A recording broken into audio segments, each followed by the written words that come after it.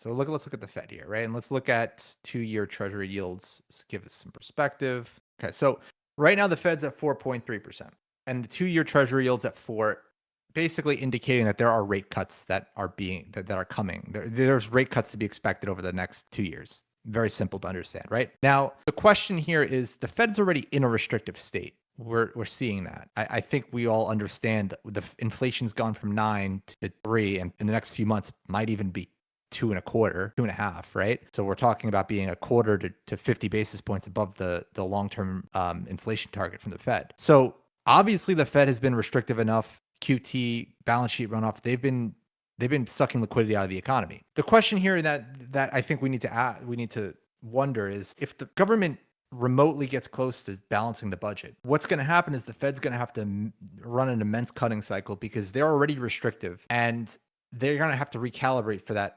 shock in fiscal. Now, the reason why we don't run a surplus in this country is because there's no the government hoarding capital is very inefficient, right? So the government sitting on positive surpluses is a constriction on the economy. The government could invest that money. Yes, they have to borrow. They owe on this money, but they could invest that money and essentially have a positive output to GDP rather than just sitting on the money doing nothing, right?